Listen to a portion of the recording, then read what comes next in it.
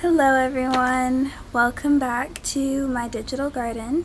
My name is Acacia. My digital garden is a space where we can all grow together and we can all put roots down so that we can become confident, fully formed humans. Don't forget to like and subscribe and turn on notifications because we will be posting a new video every Thursday. My voice has been weird today, so bear with me this episode. Today's flower from our digital garden is that it's time for you to forgive yourself. I know sometimes it's easy to look back and think about all the things we feel like we did wrong, all the things we could have done differently. Sometimes it's us being hard on ourselves. Sometimes if you're very detail-oriented, if you're a perfectionist, maybe that even benefits you to look back and figure out where you went wrong or what you could do differently. But sometimes we can be really, really hard on ourselves and kind of live in this state of, I should have done this, I should have done that.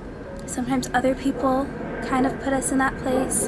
They make us feel guilty for things that maybe were out of our control, or maybe they were in our control, but we just didn't do what they say we should have done. And no matter who it is that's making you feel like that, whether it's yourself or someone else, it puts you in a place of living in the past that can be very damaging, it can be very draining, and at the end of the day, it's very disempowering, if that's a word. So today we're asking ourselves the question, what if you have made the best possible decisions at every turn, given the options that were available to you at the time? What if you've made the best possible decisions given the options that were available to you at the time? That's something that I thought about maybe a week ago. I was kind of going over different things that maybe I wish I had done differently, or things that I want to do differently moving forward, and I was kind of going around and around in my head about it. And I don't know what made me think about it, but I just thought, wait, what if I actually made the best decisions that I could have? Maybe on paper, objectively, they aren't the perfect decisions, but we don't have the perfect options all the time. I think that it can be really easy to choose the pessimistic side of what ifs, but we don't know what's going to happen. So it could be equally as true to say, what if things do go really well?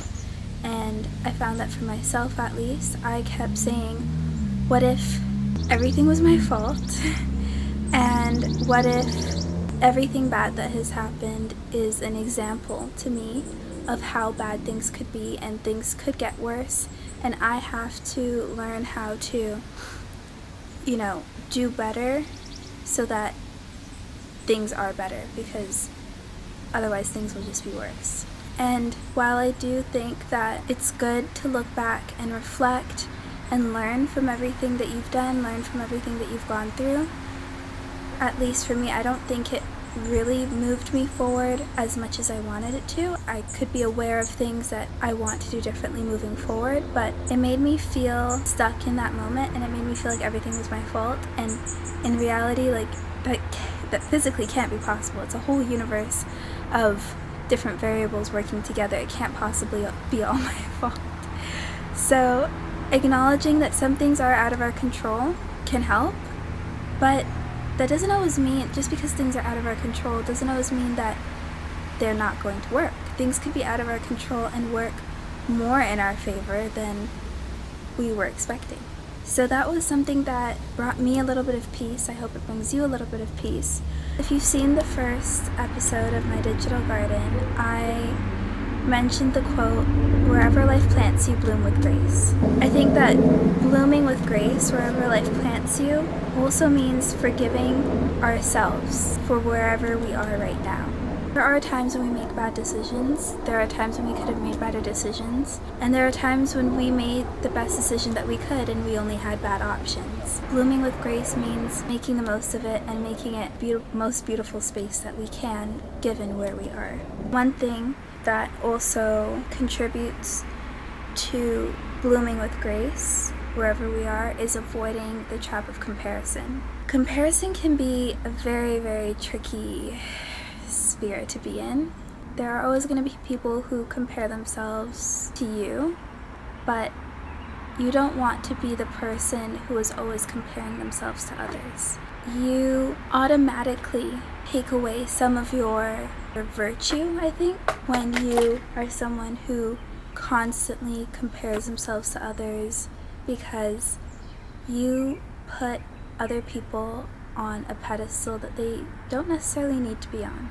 They could be a wonderful person, but they don't necessarily need to be on that type of a pedestal, and you don't want to be someone who either tears himself down or tears others down because they're always comparing.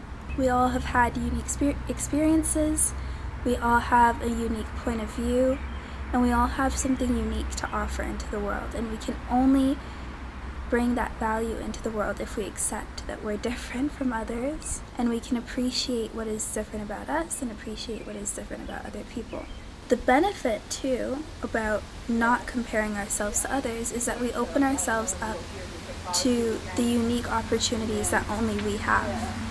If you are given a job offer in Australia and you're like, this seems like such a good opportunity, I kind of want to go to Australia, I feel like that'd be so much fun. You come up to me and you ask me, Acacia, would you ever move to Australia? And I say, no, absolutely not. Does that mean that you shouldn't take that job offer?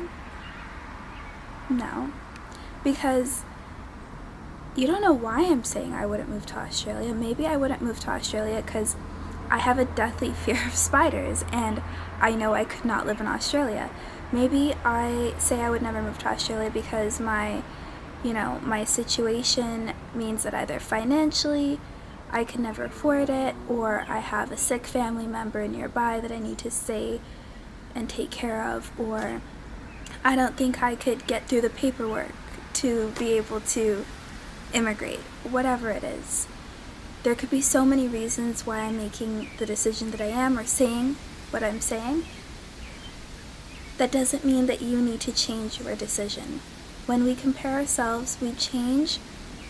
When we compare ourselves to others, we change our decisions based on variables that may or may not even apply to us. And for all we know, if another person had the same opportunities, the same background that we have, they might have made the same decision that we're making. So you are the only one living your life. You're not here to be someone else. You're here to be you. And that's what is special about you, and that's what, makes the world a more rich place. If we were all the same, the world would be very boring. So yeah, you have so many opportunities ahead of you. I think sometimes we forget how good things can be. What if that was literally the worst thing that will ever happen to you? It's very possible that, moving forward, things could just be so much better. Having a backup plan and always assuming and planning for the worst are two different things. When we have a backup plan, we say things should go well, and if one thing doesn't go how we expect it to, we have another way to do things so that things still will go well. Assuming the worst and planning for the worst and always having the worst in mind literally creates the outcome.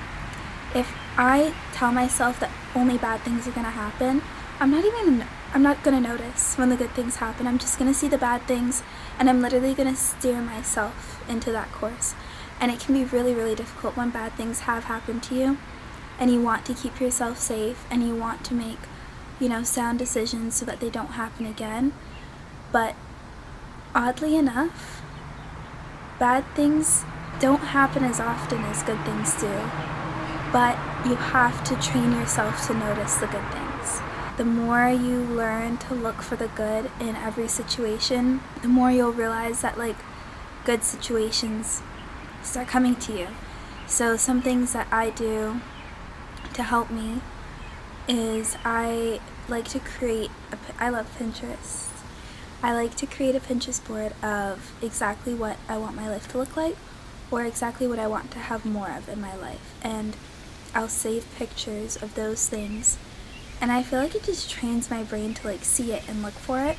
And I don't know if I'm like superstitious or what, but I think it works. Like, I think that it really does help, and even if it didn't, it just brings you a sense of peace and calm, just creating that vision board. There are many good moments ahead, or there are many positive experiences ahead. Does that change how I plan to exist in this moment? No one's perfect, and we're not here to be perfect, but we are here to learn. We are going to make mistakes. Sometimes we make mistakes, sometimes we're just in a bad situation and there are really no good options. Sometimes we don't even realize that we've made good choices or that we have good options ahead of us, depending on where we're at. But even the worst moments that we've experienced, these moments, like, no matter how bad they are, these moments don't define you. They don't define me. They don't define any of us. Instead of dwelling, like living in the despair and helplessness of those moments, it's time to forgive yourself. That moment's in the past. We're here now. Give yourself grace and remember that there are so many good things yet to come in your life. There are so many positive experiences coming your way. There are so many beautiful memories that you haven't even gotten close to yet. So, yeah, I hope that today's episode brought you a little bit of calm, a little bit of peace. Let me know, if this is something that resonated with you, if you also have a hard time letting go of things that you feel like you should have done differently, or if this isn't hard for you at all and why it's not hard for you. Maybe there's something that you're doing that we could learn from. Don't forget to like and subscribe and turn on notifications. And yeah, we'll see you in the next video. Bye.